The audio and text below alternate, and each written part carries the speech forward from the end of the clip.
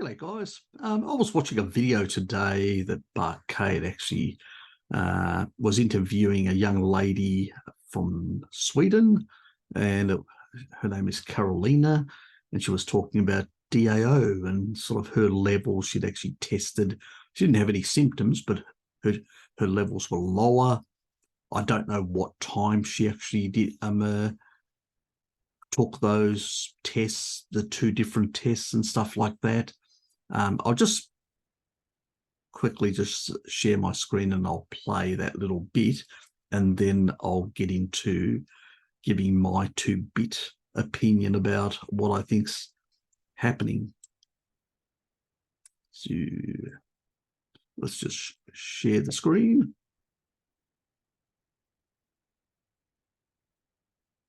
Oops.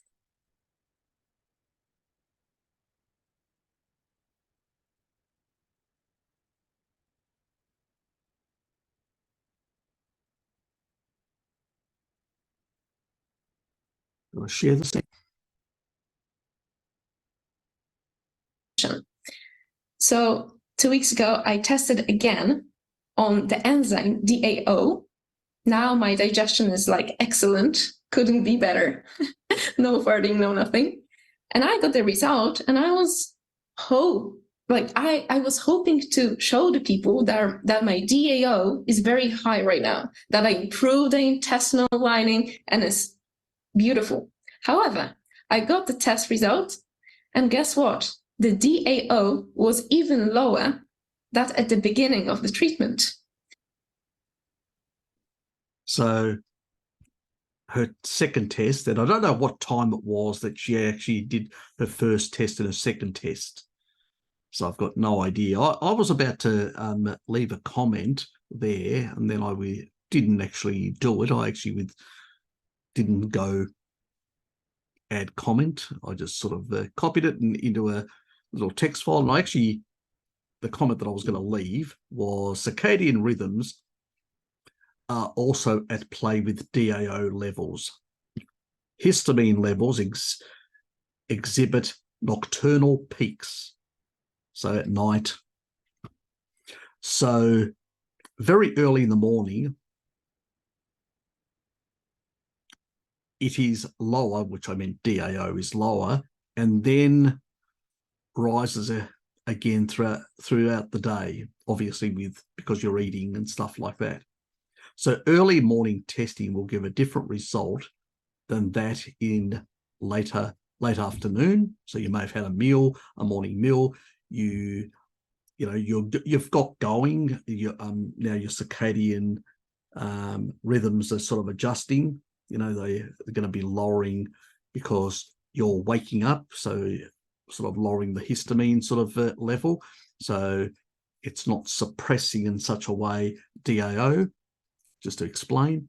And then I said, or afternoon testing, histamines early in the morning promotes wakefulness, to wake up, wakefulness, as in wakefulness, which is why your DAO levels, then I put in brackets, I'll just continue, will be lower in the morning. And then I put in brackets, they are being depleted overnight by those histamine peaks. And they're not required because food sensing, there's this illusion that people have that they think that because you've on a species appropriate diet, that should be perfect. I actually think that DAO levels are much higher in deranged situations because the body's trying to compensate, trying to deal with out of parameter that what's actually, I'll just stop sharing for a second. What's actually happening is that your histamine levels are out of parameter.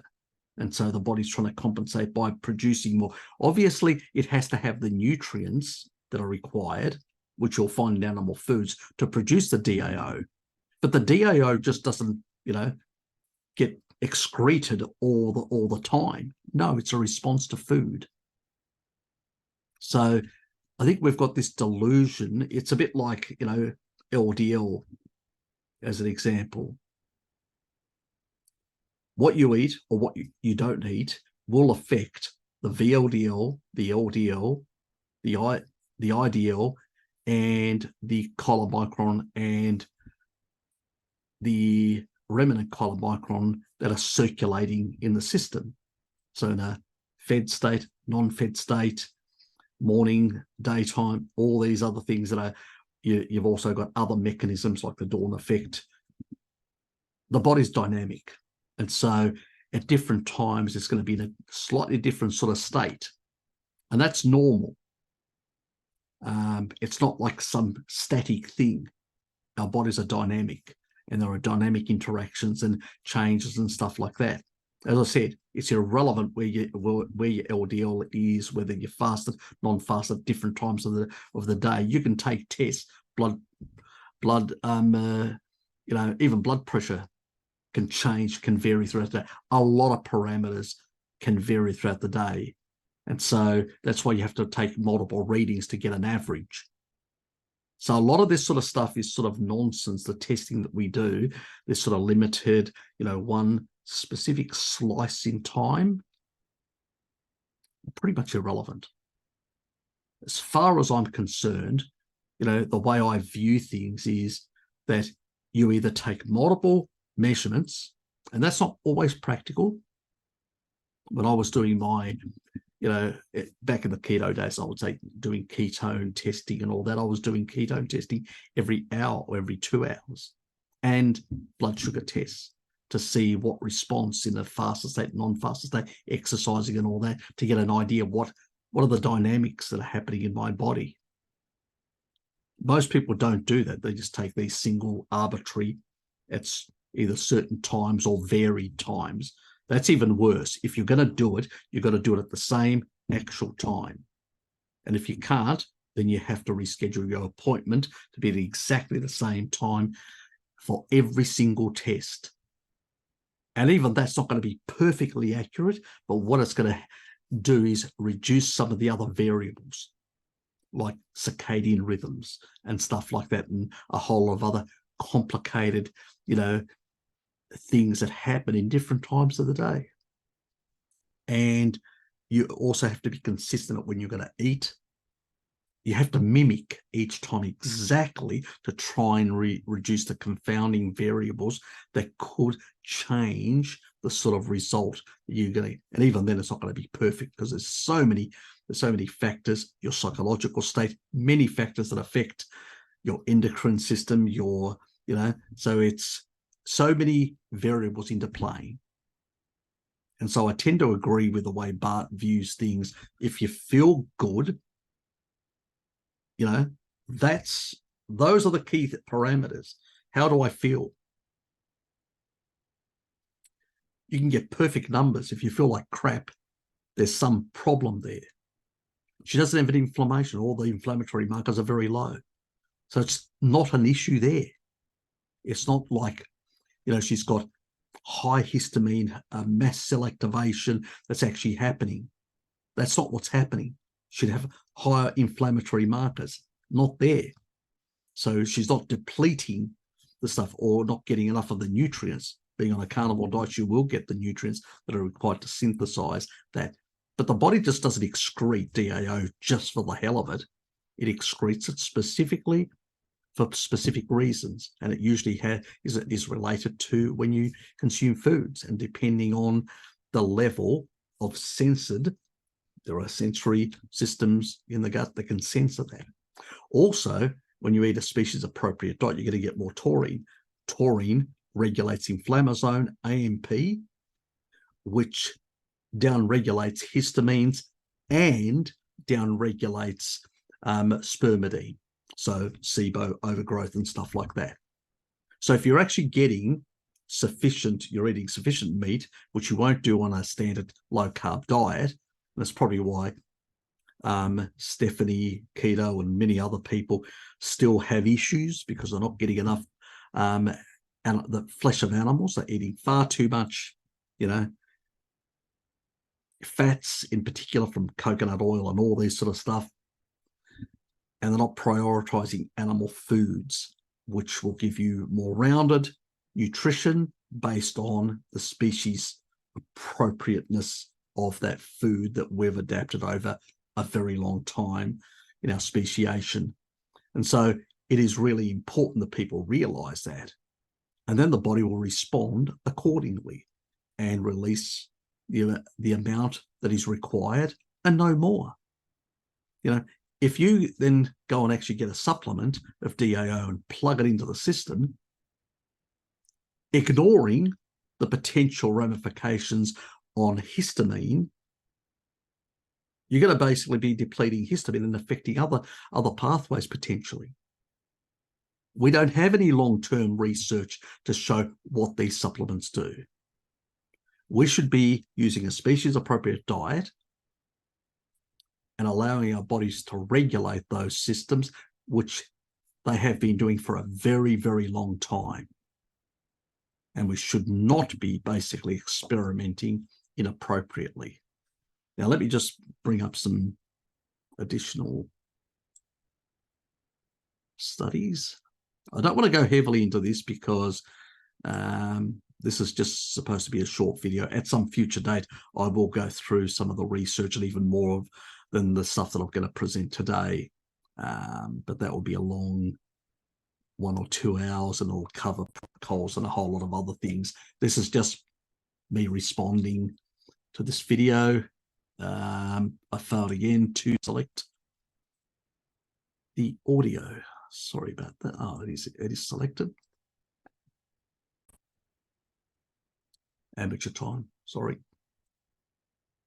And now I question that, how reliable the tests are. Maybe you can tell us more about this, if I can ask you. Yeah, my understanding of such things is exactly that. And it is that when you place a threshold value on some physiological variable and say, above this, normal,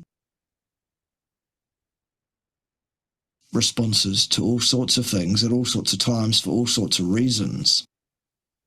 It's one of those signal to noise ratio issues where it's very, very difficult to predict what.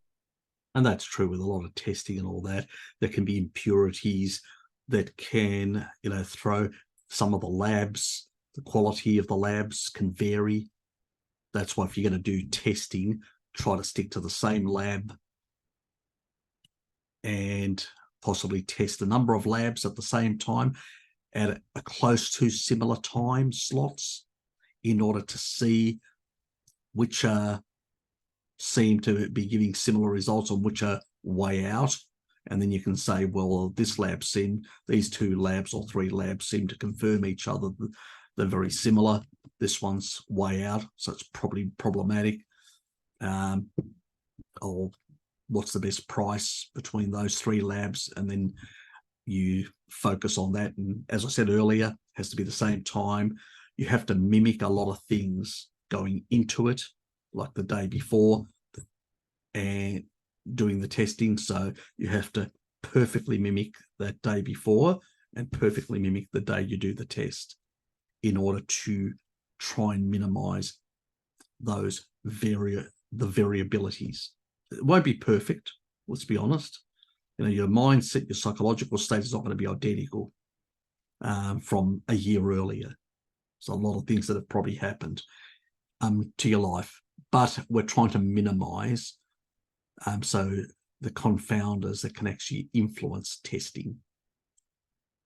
What goes on going forward on the basis of what a reading might be right now. And he's right. A reading right now, pretty much, irrelevant. What I normally say to my clients when we're doing consultancies that would say something like what you've just said to me, I would generally say to them, well, listen, tell me what symptomology you are experiencing on a day-by-day basis that would lead you to believe that there was any problem with your gut now. Anyway, we'll leave that there. There isn't. There is, she's feeling great. Anyway, Histamine acts as a modulator of several neurotransmitters in the brain, and its role in promoting wakefulness has for long overshadowed other important functions. In fact, histamine signaling controls feeding behavior in a complex fashion, what I was saying earlier. And it has been considered for long a satiety system, as brain histamine decreases the drive to consume food. In their paper, blah, blah, blah, this Japanese group demonstrated the fine regulation of histamine release during feeding and in taste preparation. So even when you're tasting something, you'll get a bit of a spike. Furthermore, they showed that histamine neuron response to both mechanical and chemical sensory input from the oral cavity, the mouth, as may be expected for a danger detection system. Obviously, I've actually talked about this before. It's not only the mouth, it's also some of the mucosal layers and all that. The reason that it's there as well is it has some of this censoring and does work with the immune system. So we need to keep all these things in mind. So if there is things that are going to cause inflammation, then you may have mast cell activation. And then you may have, you eat something which is slightly higher in histamine, that's going to sort of, may make things slightly worse, the feeling. But it's not the food that you've eaten. It's really that your body's already responding to something. But if you're on a species-appropriate diet and you're not exposed to any pathogen or whatever, you probably won't get these sort of things. So in some cases, I usually say to people, check to find out, do other testing to work out what are other underlying reasons and all that.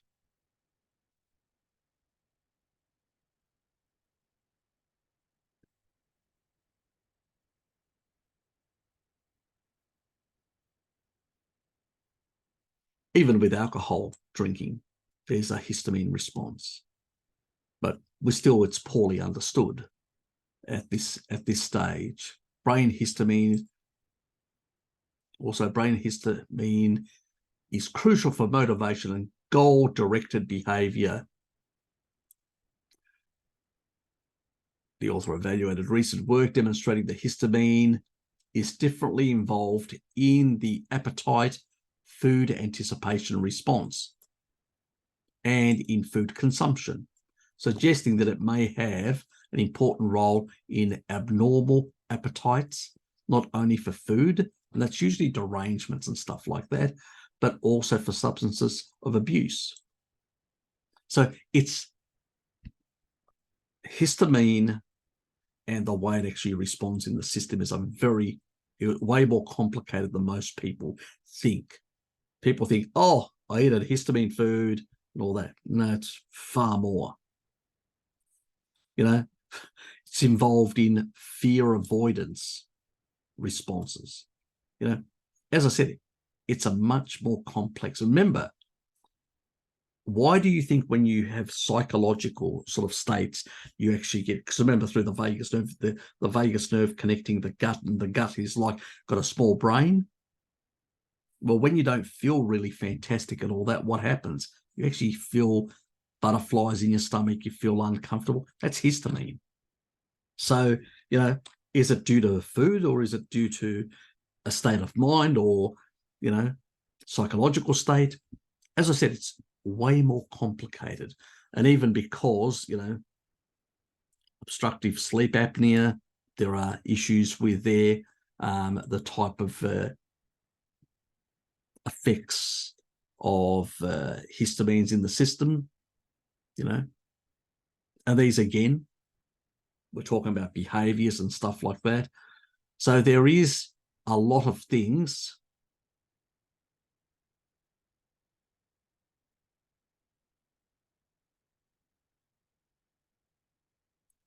so yeah, basically just saying that there was no conflict of interest, so he wasn't getting paid, he was just reviewing the literature and looking at what the literature said. That's the bottom part. This is another piece of work that's looking at the living human brain and circadian rhythms. So attentive waking. And they've actually shown in this study reproducibility. This is Japanese research where they're actually showing that you can actually reproduce this effect. So it's quite clear that there is an effect in terms of histamine release in the system.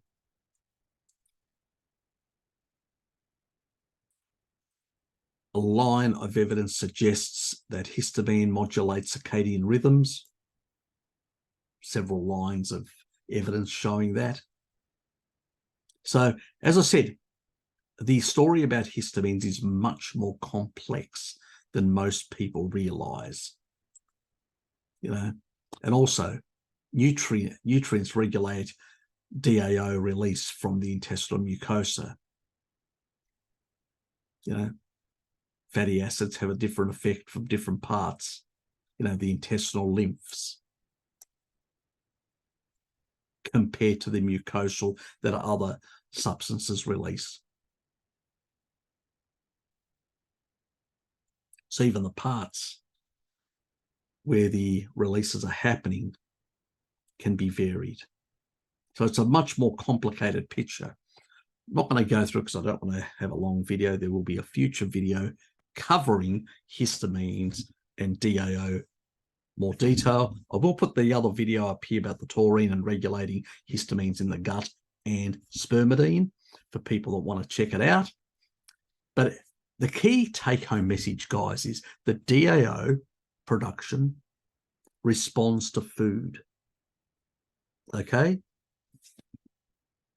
And if you've got mass cell activation in different tissue types and all that, there's another issue driving it, and you need to work out what it is.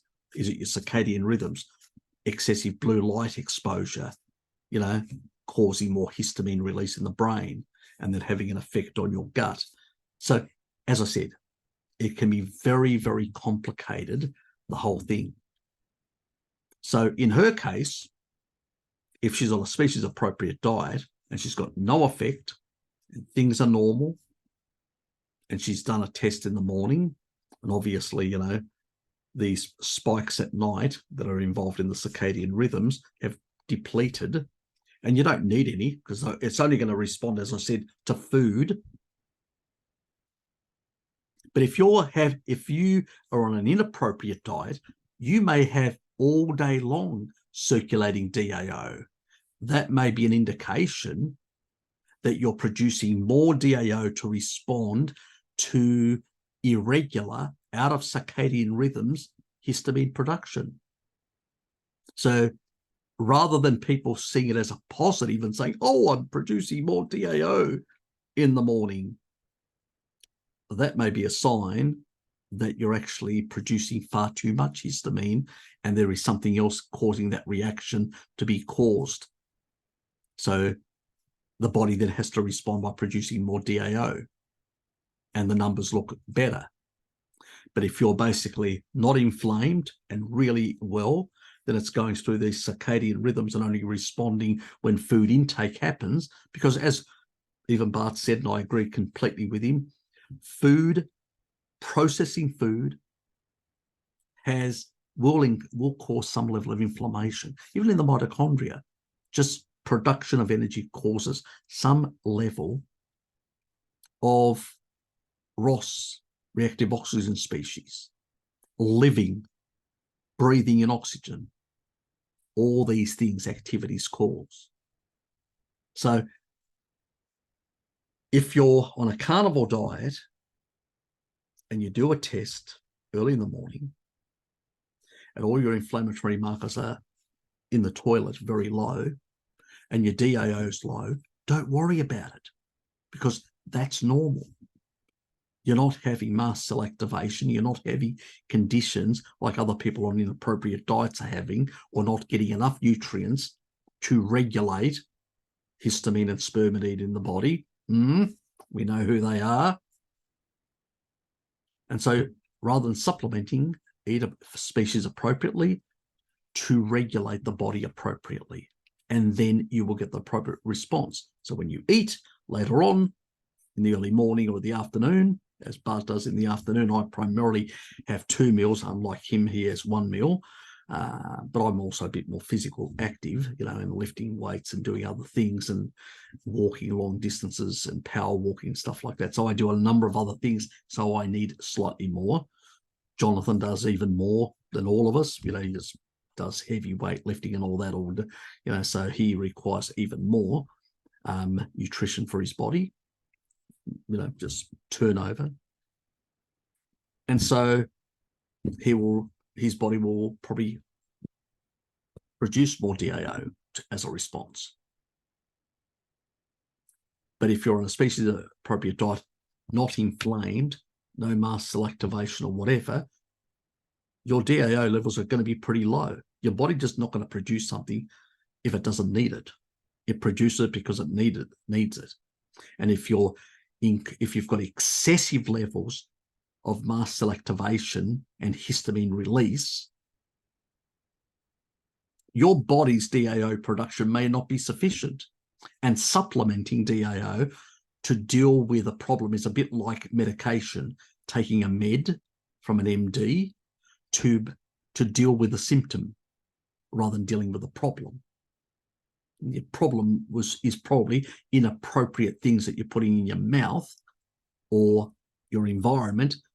You may be exposed to mold or other things that are inappropriate that are causing you these activation of excess histamine, because it's part of that immune response. Remember, protection against dangerous things. That's what's actually happening. If you're on a species appropriate diet and your environment's pretty good, well, you're not going to get an increase in that sort of response. Danger, danger, histamine response.